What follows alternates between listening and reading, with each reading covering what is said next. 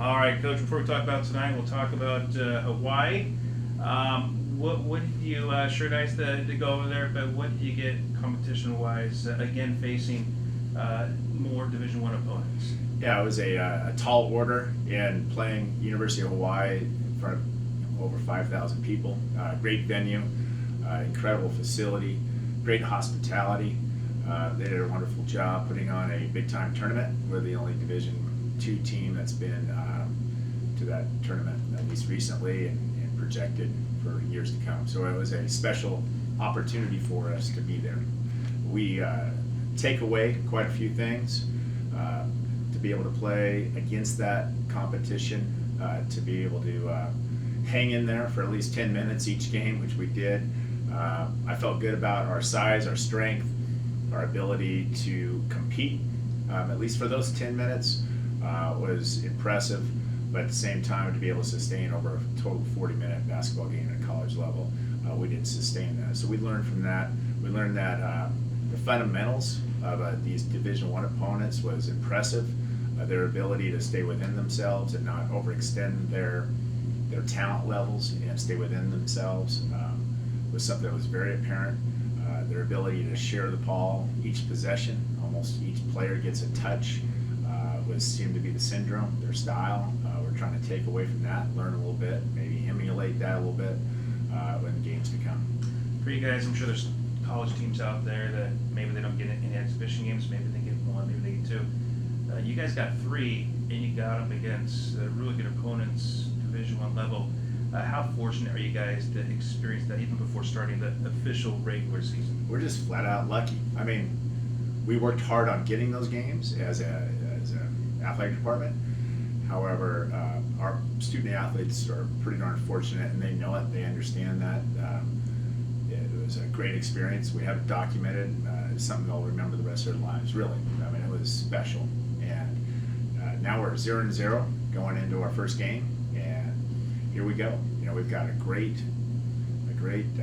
background of games in our back pocket, and I think it'll turn out to be valuable in the long run. Aside from the outcome of these three exhibition games, what did you learn about your team in these three contests? Well, the team continues to be tight knit.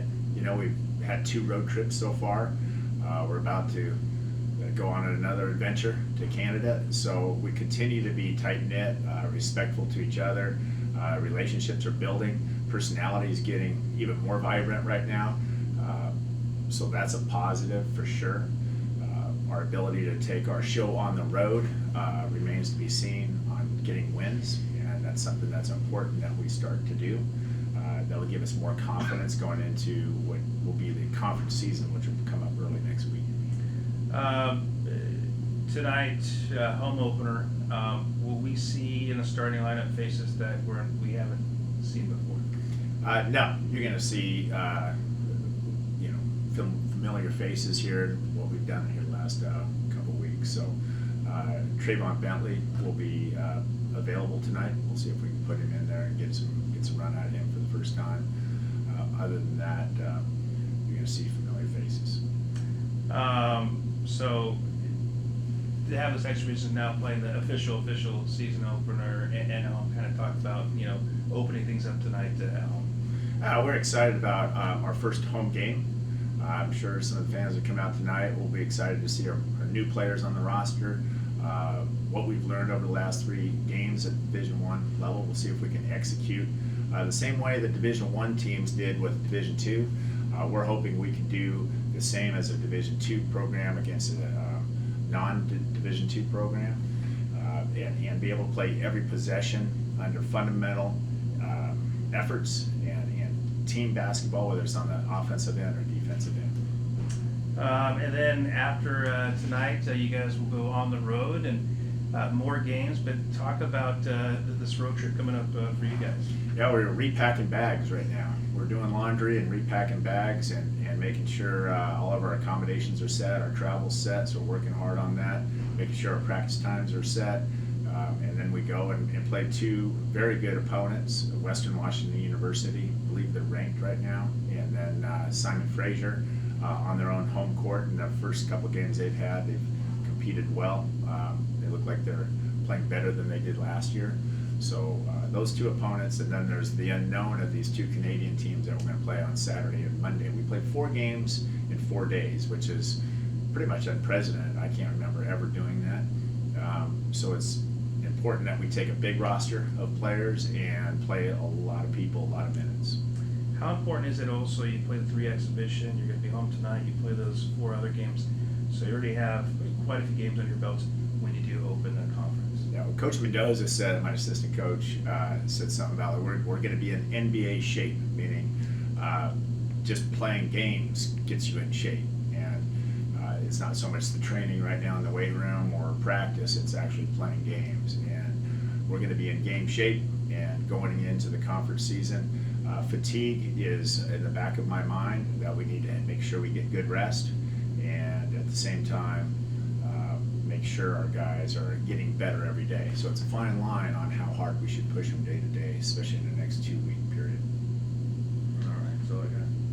All right, I got a question for you. How has, is there anybody that's standing out in terms of improvement since going on this OA trip and being in Hawaii and competing against these good teams? Is there anybody that's standing out since you've been back, ready to put on the court tonight? Yeah, Amari, our point guard, is playing extremely well. So he's going to get the starting nod tonight, and he's a pleasant surprise how well he's defending. He's doing a good job with on-ball screens, getting over the top of those, stopping their opponents. Even at Division I level, he performed well, really well. So he'll get the nod tonight, and it's top to bottom. Our guys are competing; they're playing hard. Certainly like what I've seen so far. Coach, you've had a little bit of, obviously, you've got your practice out of the way, you've got a few games under your belt. What's the biggest difference between the 2018-19 Lumberjacks and last year's team, other than just the sheer number of people on the roster? Yeah, our depth, for sure. I feel like we can go deep into our roster.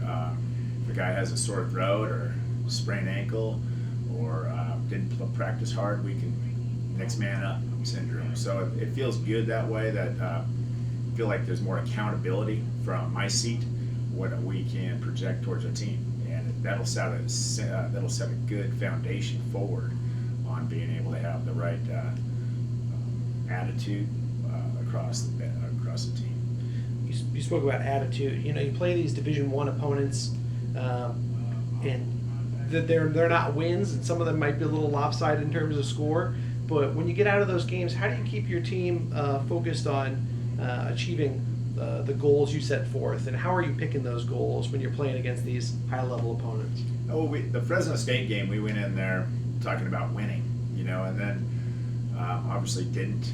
And then the second and third game, it was more about what we learned from the first game and second game going into the third game. So it's about what our takeaway was, what we learned, and our short-term goals were really possession by possession. How hard could we play that possession? How well could we share the ball that possession?